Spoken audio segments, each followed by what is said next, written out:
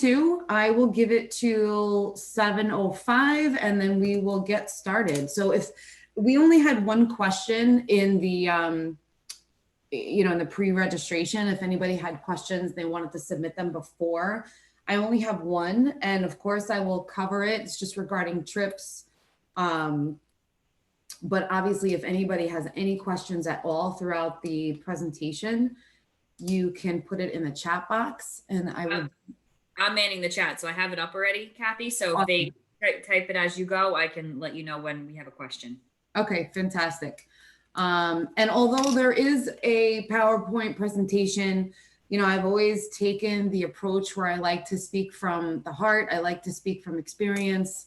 So obviously I'll talk about my background. I'll talk about my experience with Camps R Us, both as a parent, as a community member, and as an employee.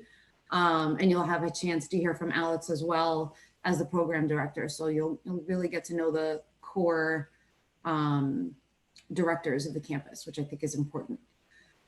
I'm putting a little message in the chat if anybody wants to say hi so I could see your names and so Kathy can see your names. If you want to just say your name and say hi, that'd be great because I can't see anyone. You can't see me. Yeah, we'll have to use a different way next time. So this way we could see everybody and make it a little bit more interactive. All right.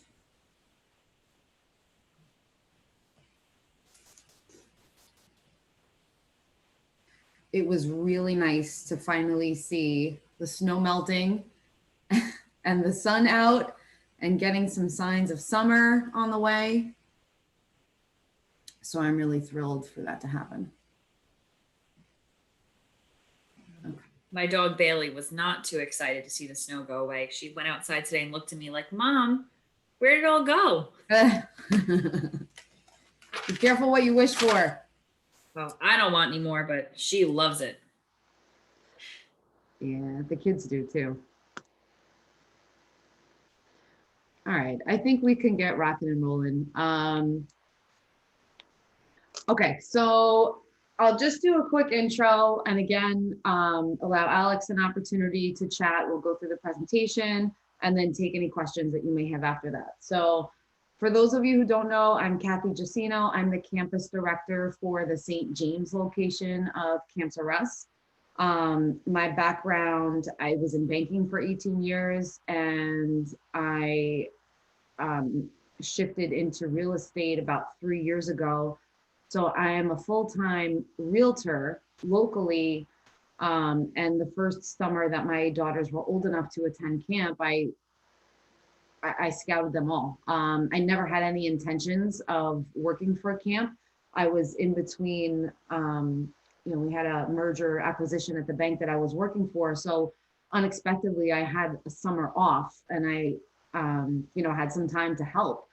And I really just fell in love with the camp, the owners of the camp, the mission, the core values of the camp, and was invited to be the director. So for 8 weeks in the summer, I'm a big part of the, the leadership team with Camps R Us, and I'm honored and blessed to have that opportunity.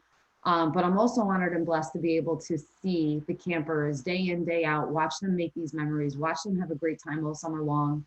So it's a win-win for everybody. The thing that drew me to Camps R Us was that it was family run first and foremost. And I felt like it was real, I don't want to say old school, but like good camp fun, like let's get out there, let's get dirty, let's get wet, let's have a lot of fun making memories. We were not a camp family before being introduced to Camps R Us. I had never been to camp as a child. My children had never been to camp. So initially I thought it was going to be a part-time thing for them. And after day one, they begged to go every single day. And many of our children and families count down until the end of the school year. And my children count down until the first day of camp. And it's just so refreshing, a wonderful breath of fresh air, especially when you're going through what could be a tough school year for some of our students and children. So it really was a nice way for us to spend our first summer together. So the St. James campus has been around. This will be our 4th year. I can't believe that, but this will be our 4th year. And Camps R Us has been around since 1993. So the history of Camps R Us is they started with the founders, Joanne and Gary Tournier, out of Holy Family, back in 1993. And it just was born out of a need to provide a fun and exciting camp experience at an affordable price. And all these years later, those core values and mission remain the same, which is also refreshing. Living on Long Island, again, I shopped the competitors. I knew what they offered to their campers and at what price they offered it to. So for me, it was a very easy decision. So since 1993, Camps R Us now has 11 campuses, and a number of different awards and accreditations. If anybody has questions about it, I just want to clear that up. We are American Camp Association accredited. We're nominated year after year with Beth Page, Best of Long Island. And for every year that we're eligible, we are also awarded with Safety First, which is a very, very stringent, a much more stringent accreditation. So safety is our number one priority. And, I would be remiss if I didn't mention COVID and how it has affected us all. But Camps R Us was actually just recently highlighted in amongst the camp community as being a camp that had no, touch wood, COVID incidents last year. And based on all the protocols that we implemented, it was very easy to see why.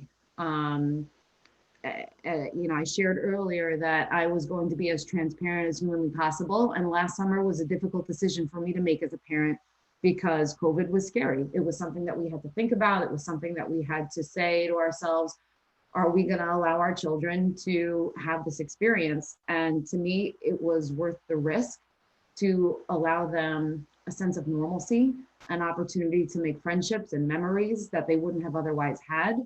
And I was hesitant up until day one. And after day one, when I saw the protocols that I'll walk everybody through today,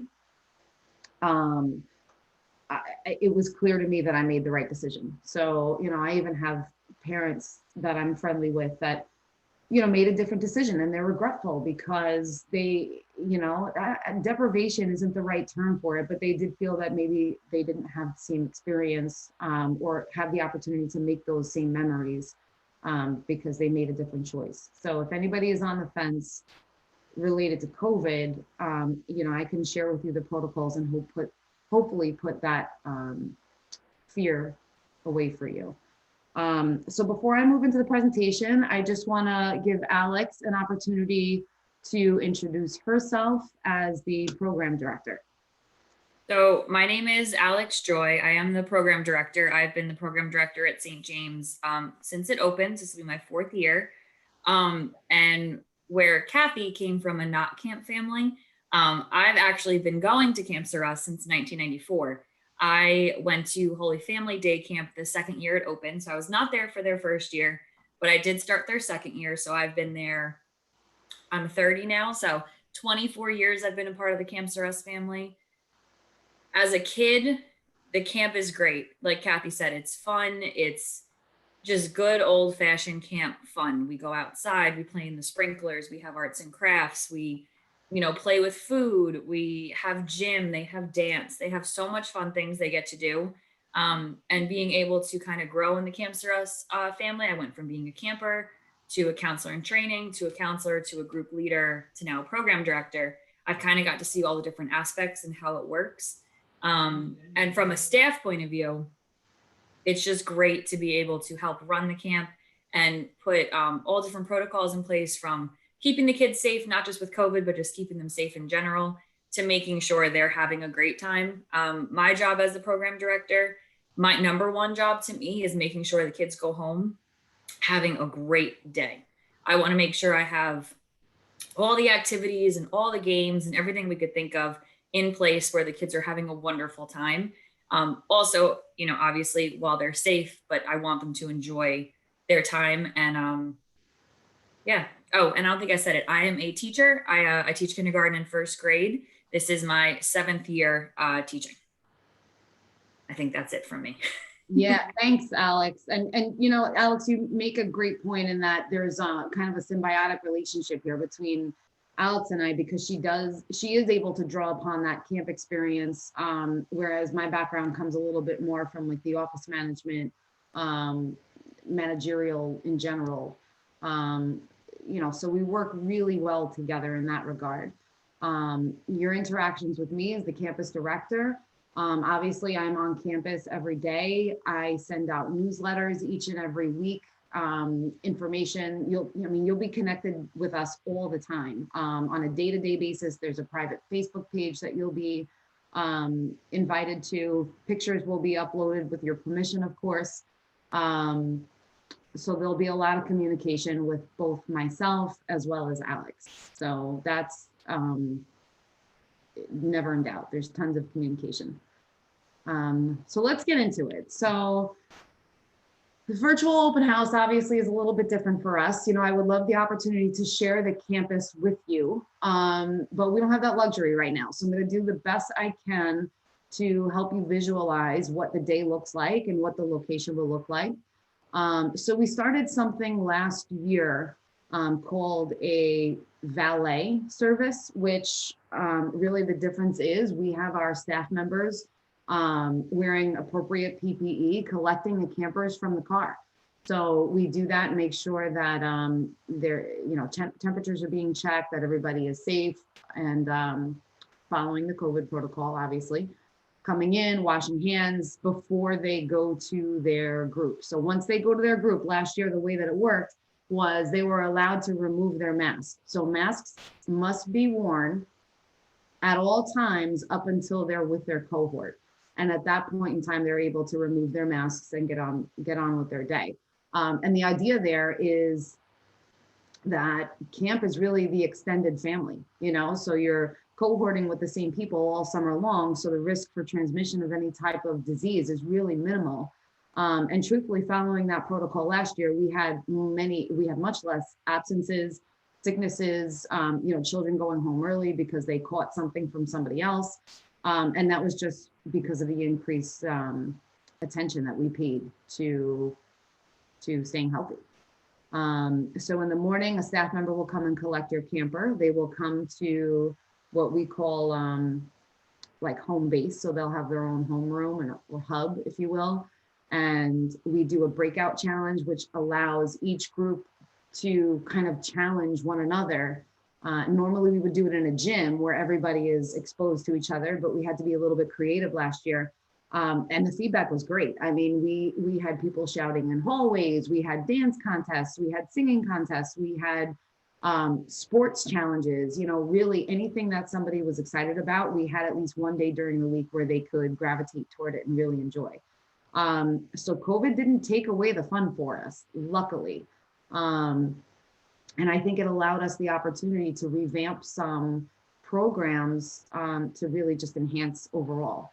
The camp day is, I call them periods, like a 40-minute period. So you run your day, every 40 minutes, you're switching to a different activity or different location. So we run through gym, Gaga pit, outside field, arts and crafts, music, innovation, STEM. So again, we really have so many activities that will cater to all of the different, skills or interests or hobbies. So, and we also have a director just for athletics. We have a director just for arts, arts and crafts. So they have people that are suited to develop programming for those particular activities. In addition to that, we have clubs that are run throughout the week. So if there's a specific club, like for example, last year we had dance club, we had music club, we had bracelet making club, we had, Alex, so what am I missing? We had a few. We had almost like a news anchor club with some of the older campers. They used to do a weekly update for the parents. We put it on the Facebook page and it was run like a news cast. So each kid got to talk about a different day, what we did. we'd put videos or pictures throughout the activities, so the parents could kind of watch like a weekly recap almost. Yeah, and I have to say, they probably could teach me how to do what I'm doing right now, screen sharing and virtual open houses. But there's a green screen that's set up, there's lighting, and it's really professional. And for those of you that have had campers with us, you could probably go back on Facebook page and see some of the older posts. But that's a lot of fun, especially for the older kids. So in addition to that, we have soccer shots that comes in a couple of times a week. In a normal world, non-COVID world, we're doing trips all summer long, including swimming and bowling, Tuesdays and Thursdays. I know that this is one of the questions and as to whether or not we're going to be taking trips this year. And I just have to be truthful in that it's just too soon to tell. I would love to be able to say, yes, we're going to do trips. Yes, we're going to be all in. But it's too soon to tell. What I can share is that there was no fun lost last year in the absence of trips. And one of the things I was incredibly impressed with our founders, our managing director, and our program director, Alex, I have to give it to her, to be able to revamp what our camp day looks like in a way that didn't make campers feel like they were missing out. My kids still went home exhausted. My kids still woke up in the morning excited about going to camp. And as a matter of fact, I just had a conversation with my daughters. Emily and Sarah are their names. They're 8. And I asked, if we have another camp season where there are no trips, how do you feel about going to camp? And there's no question. They don't care. They don't care if there's trips. They don't care if there's no trips. They just want to be at camp. They just want to have that experience and see their friends. And, they crave that kind of structure and routine over the summer as well. And one thing we did do, if you don't mind if I jump in, Kathy, is please. Because we weren't allowed to actually leave campus, we actually brought a couple things onto campus. So we had a petting zoo came to campus. We had a musician. We had a magician. So we kind of try to bring what we could on campus that could keep the kids safe, but could still give them a little bit something special that, instead of just your regular average camp day, they were able to, experience different things. I know the petting zoo is a huge thing when it comes to camp. And I put this in air quotes, but you can't see me. It's geared towards our younger age group. But when I tell you that our 6th, 7th, and 8th graders, when they see the little goats come out, they're like, wait, what about us? They're the first ones outside with their hands to feed them and pet them and hold them. And it's probably one of the better days at camp because everyone's just so excited to feed these little baby animals and everyone just has a great time. Yeah, well said. And you're right, the vendors that have come in, and I know that's also going to be enhanced this year as well, because last year we had an opportunity to revamp it a little bit, see how it went. And I think it's just going to be even better this year because we can refine it. And I know that they're in conversations with some other vendors to hopefully bring in some more. And for the days, as Alex said, where there is, a quote unquote regular camp day, we're filling the calendar with themes. So themes could be, Fiesta Day, Crazy Hair Day, Winter in the Summer. Halloween, yes. So just to give you kind of an example, actually, Alex, I'll let you take that as a program director. If you could run through what Winter in the Summer would look like in terms of crafts, games, that kind of thing. Sure. So Winter and Summer is a day we have every summer, every camp has it. So a lot of times we'll ask parents to send their kids dressed up in their favorite scarf or their favorite hat, things that could be taken off throughout the day, but would make for a cute picture. We do indoor snowball fights. I am usually sitting in the office the week before, putting together snowballs made out of yarn so the kids can have a snowball fight. We make snow out of shaving cream outside and they get to have a snowball fight. They get to build little snowmen. It's called edible art. They make it out of marshmallows and little Cheetos, and they get to make their little snowman and then eat it. We do for like their breakout challenge, they have to decorate one of their counselors as a snowman. So they have to cut out a hat, wrap them in toilet paper, give them a nose.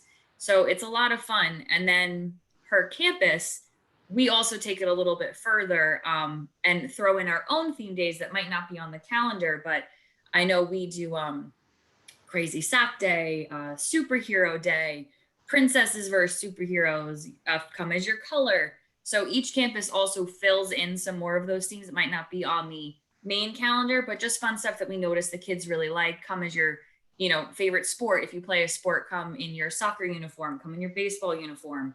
So the kids really have a good time with the themes. And I think the parents really enjoy it because it gets the kids so excited. Yeah, no, for sure. And regardless of the age group, I can tell you that the tiny tots, the real little ones, up to 8th grade, they're equally excited about these activities. And, at first I didn't think that they would be, because I didn't have any experience to draw upon, but it really is mind blowing how intense and competitive people get. I would remiss if I didn't talk about Shades Big Shindig, which is one of our biggest events of the summer. So Shades is our mascot, and he has a birthday in the summer. And Camps R Us brings in a legit carnival to campus. Went out without a hitch last year with COVID. So we're talking carnival games, popcorn, cotton candy, snow cones, bounce houses, dunk Prizes. Yeah, prizes galore. Dunk tanks, I know, is also one of the campers' favorites because they get to dunk their favorite counselor. So that's always a good time. And that happens, once a summer.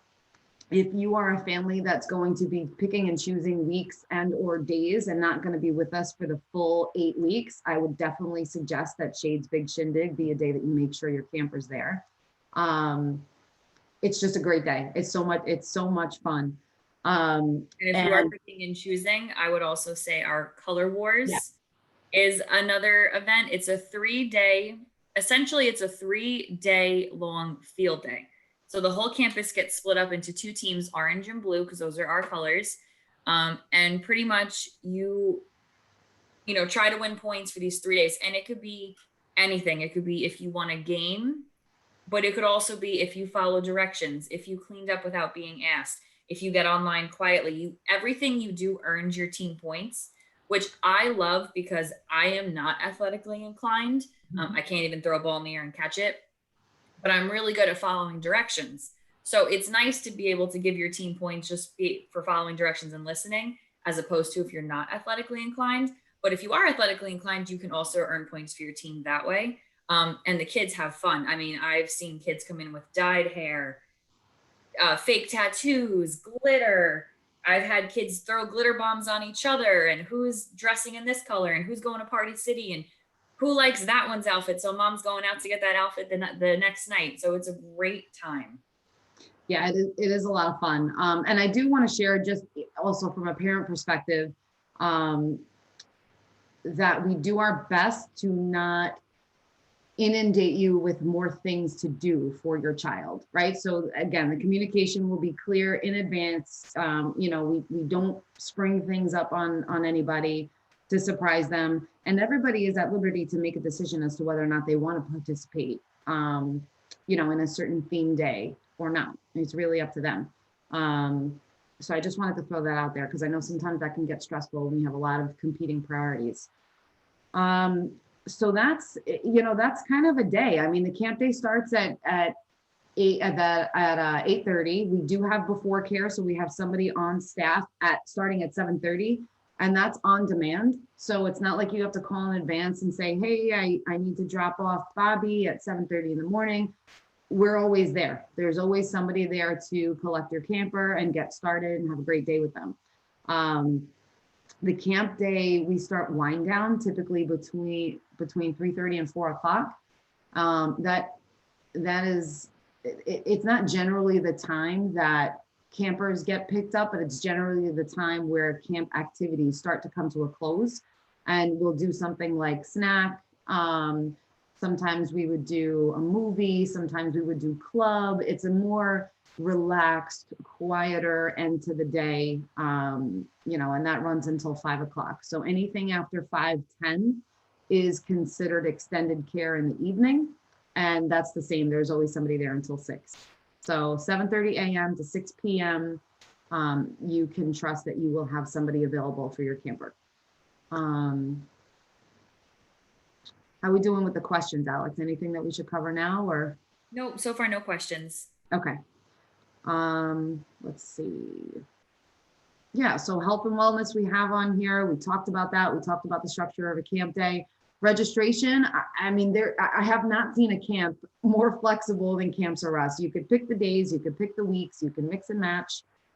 They're incredibly affordable, comparatively speaking, the camps on Long Island.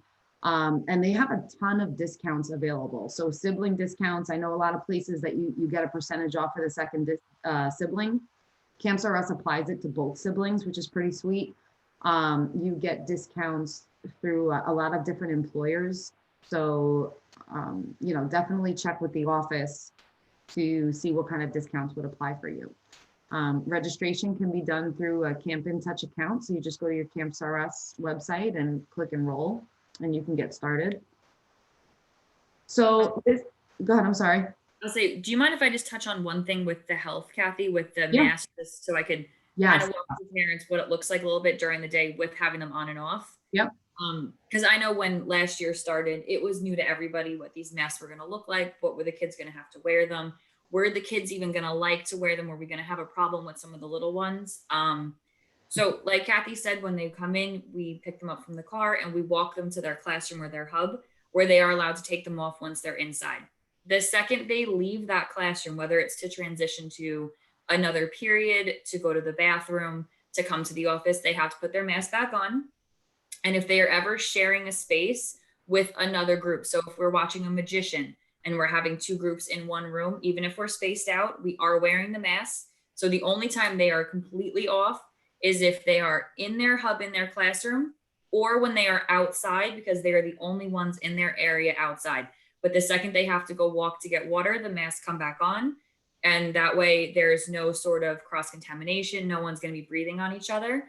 And then a big worry I had last year, especially as a program director, was, are the kids going to want to wear them? Are we going to have any issues? And I will tell you, we had not one complaint. Even our little ones, our tiny tots, there are 3-year-olds. They would like put them on, no question. They had them in their little pouches. Some of them had it on a lanyard, so they didn't lose it. The second we said masks on, the mask went on. They went on their merry way. Masks come off. They came off. Not a problem, not a complaint, not a cry. All of the kids were so great wearing these masks. And I just wanted to kind of reassure some of the parents that, we had no issues. And that's kind of how the masks work when they're interacting with each other. Yeah, thank you, Alex. Agreed. I mean, the only issue we had with the masks at times were somebody dropped it or lost it. And then we remedied that with a lanyard, which became really popular over the summer. So yeah, thank you. Here I just have the campus. So this is the St. James campus. We operate out of the St. Phillips and James School, right off of North Country Road. This is Clinton Avenue that you're looking at. And, it's hard to visualize. And I say this even when we do the in-person open houses, because what you're essentially seeing is a school, right? So if you've seen one school, you've seen them all. What is incredibly fascinating about Camps R Us is between the last day of school for the year and the first day of camp, we've essentially transformed the whole space. So I don't know if you could see back here, but there is a pod where we have an opportunity to house some equipment. The pod gets delivered right in this space before camp starts. And we basically bring camp to St. Phillips and James. So we're talking go-karts, we're talking all types of athletic equipment, Gaga pit, outdoor games, all of our arts and crafts. We have a director for arts and crafts who's right now working on programming of what all of the arts and crafts are going to be like for the summer, what the theme days are going to be. There's just an unbelievable amount of equipment. We have a game room that is dedicated. I think there's four flat screen TVs, Xbox, PlayStation, Nintendo Switch, Kindles. There's never a child without an opportunity to be playing something. Ping pong table, foosball table, pool table. I mean, you name it, they have thought of it and brought it in for us. One of the first things that kind of, I guess, came to my attention when thinking about all these electronics is, why do I need to send my kid to camp if they're going to be on electronics all day? And that is not the situation at all. And I want everybody to understand that there is a time limit. So like I said earlier, you have the day broken up into 40-minute intervals. Each group rotates through game room for 40 minutes, and that's it. And they don't always get game room every day. So sometimes they're filtering in through other places or other things. So please don't think that your children are going to be playing video games all day long, because that's not what's going to be happening. That is just a small portion of what they're going to be doing day in and day out. And I do try, when I make the schedule, I do try to alternate days. So 2 groups will go to the game room on Monday, where the other 2 groups will go on Tuesday, and then they'll switch back and forth. So the most your kid will go to the game room is anywhere from 2 to 3 times a week. I do try to limit that room as much as possible, because I know they all have phones and tablets and all these things when they go home. And I like to focus more, maybe because I'm an old school camper, I like to focus on like the games and outside play and playing with chalk and the basketballs and board games and all that kind of stuff. Human interaction. Yes. So you'll see in the back, we have a huge blacktop. That's where the go-karts get set up. Volleyball net, Gaga pit gets set up. There are a number of playgrounds also on the grassy area that we have access to, and the parking lot gets closed off. So people are not coming in and out of the, of the facility. And just another thing real quick, nobody is allowed in the building, period. Obviously we would check ID and all of those things before COVID. But now that COVID is part of our world, perhaps for another summer, nobody is coming in the building at all. So that's why we implemented that valet drop off. And when the campers get picked up at the end of the day, it's the same thing. A staff member will bring them to the car. So there are never strangers walking in or out of our campus.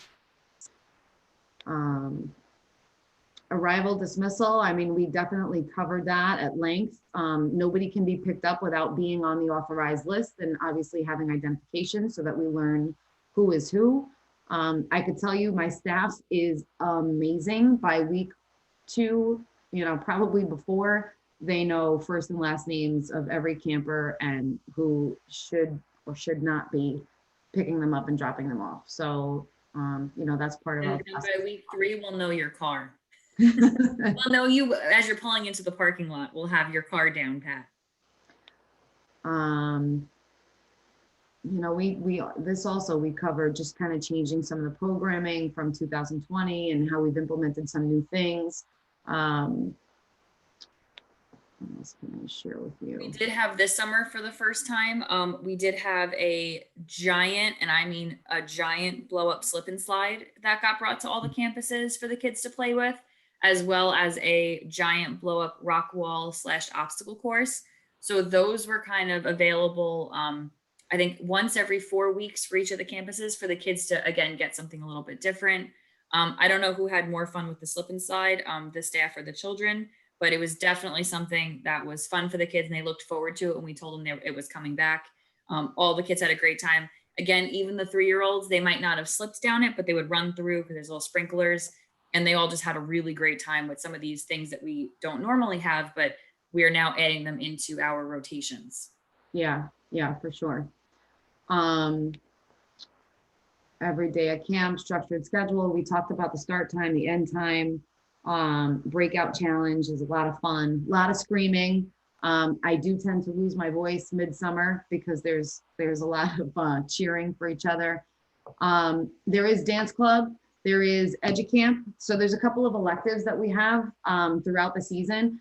EduCamp, I'll touch on real quickly. We hire a certified teacher who comes in, and it's a voluntary program. So if your camper would like to be a part of it or you'd like to sign them up for it, twice a week, they meet with this teacher and they have a curriculum based on their grade level to make sure that they don't regress over the summer. And it's not school, it's fun.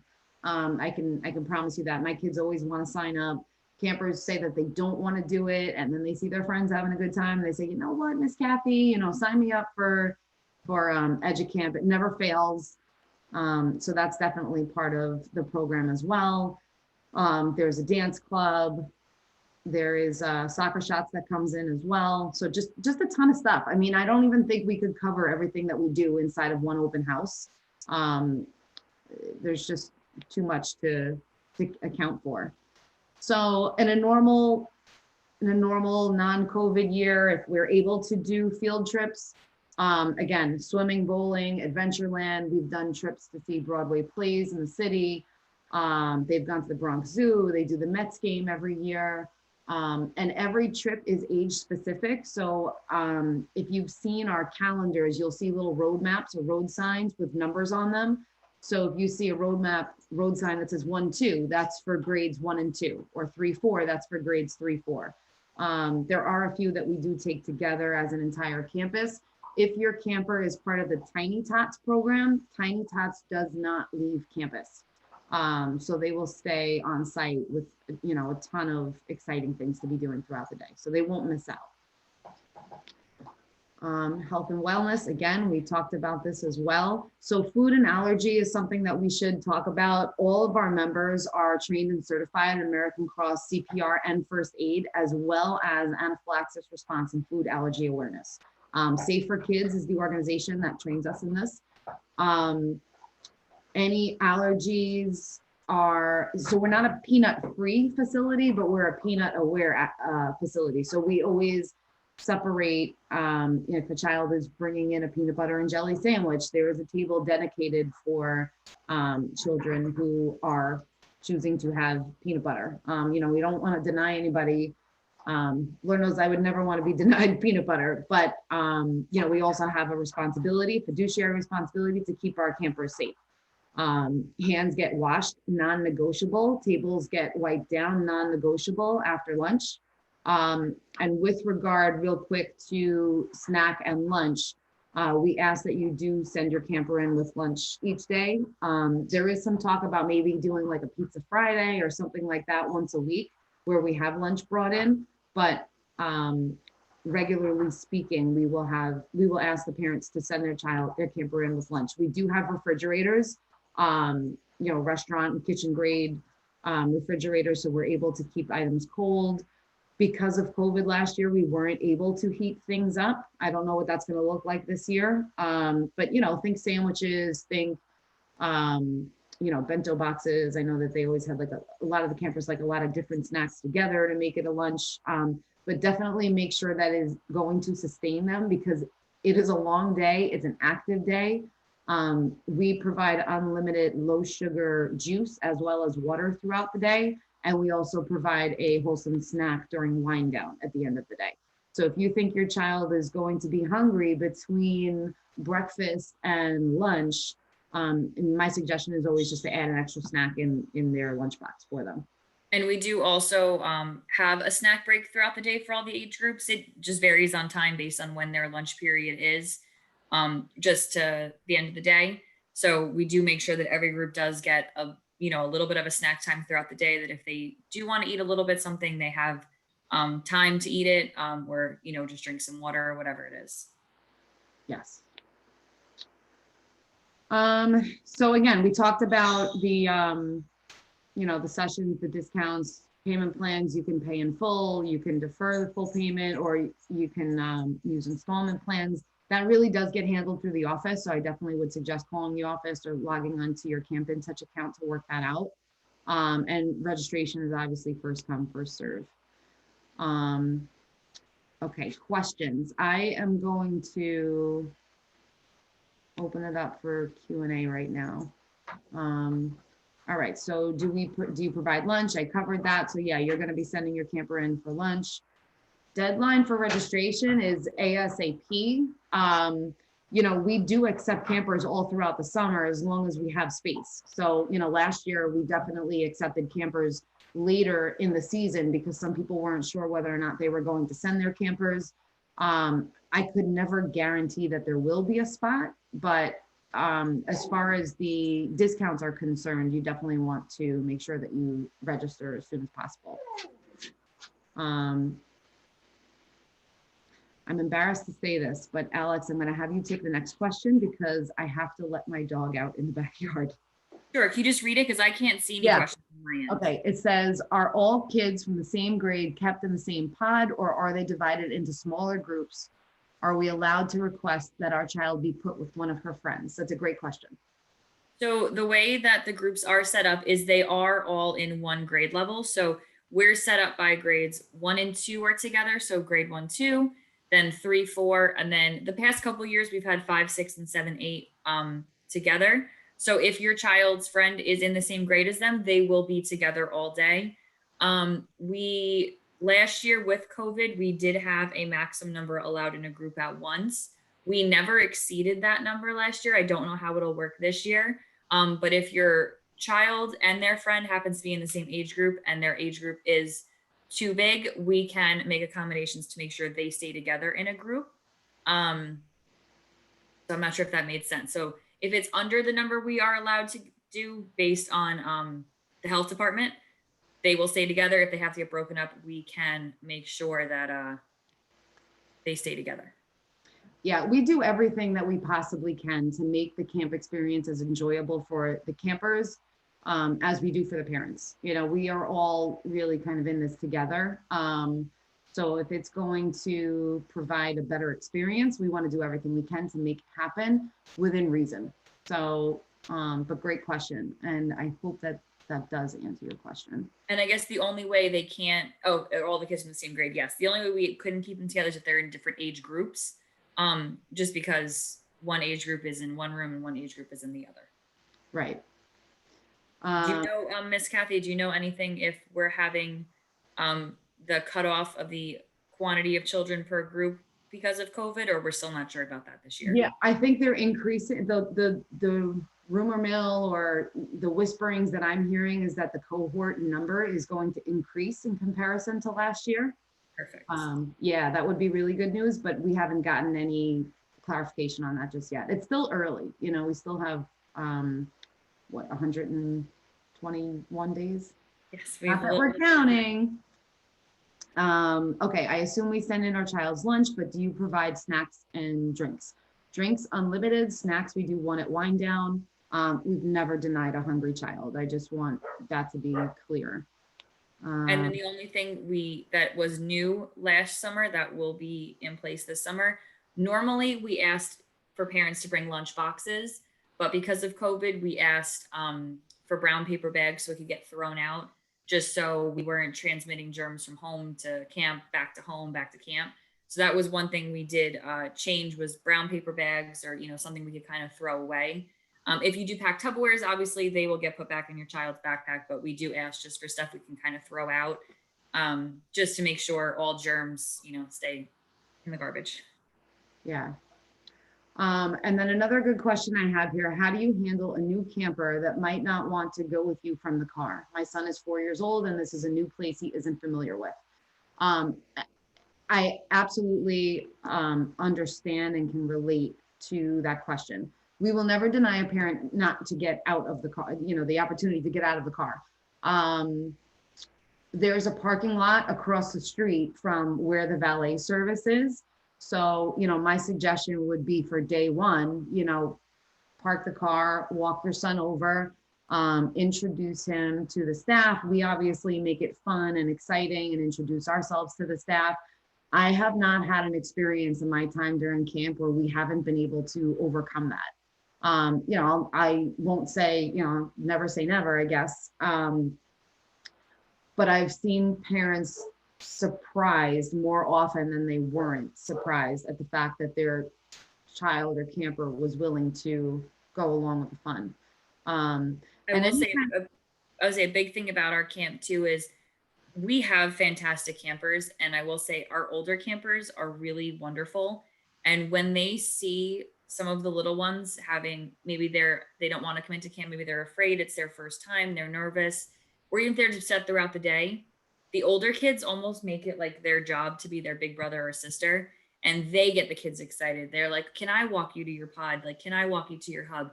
You know, my name is this. It's really nice to meet you. Do you want to come walk with me? And our campers even get involved to make sure the new campers are feeling at home. Yeah, and you know, this is a good question because this is something that in an in-person open house might help us to alleviate some of those fears, because we're seeing the facility, we're meeting our staff members. So Vanessa, I appreciate this question, and it's something that I'm going to escalate. Maybe we can have some kind of an opportunity for a meet and greet before. I don't know how possible that's going to be, but it is something to consider, especially for the little ones. So I appreciate that question. Lastly, is the teacher at St. Phillips and James for pre-K the group leader for the 3 and 4-year-olds? Another great question. The answer is last year she was. Miss Christina DePoyen is the one of the pre-K teachers at St. Phillips and James, and it was a great transition where she was the teacher for the Tiny Tots over the summer, or the group leader for the Tiny Tots over the summer. I'm a little early in the hiring process right now. I like to have the staff completely buttoned up by like March, April, and I don't place them until we get closer and I know how, you know, what the ratios are, how many campers we have, how many staff members we have. But ideally, we would have the children with the teacher that they're comfortable with and know, especially the young ones. So the short answer is I don't know yet, but I'm going to do my best to make that happen. Somebody just added another one. I missed the answer to the deadline for registration. So what I said earlier is that registration is rolling. So it's first come, first served. Last year, we had situations where we had availability throughout the summer. So people were still registering into August. I don't know if the same thing will happen this year, but as far as discounts go and securing a spot, I would definitely suggest registering early. And that would happen through your Camp in Touch account, or you can call the office directly and they can help you with it. I think we got all the questions. So I don't have anything else. You know, I think we covered everything. Of course, I'll wake up at 2 in the morning and say, oh, I forgot to talk about that. We will do open houses once a month. So definitely submit additional questions. You have access to me, you have access to the camp.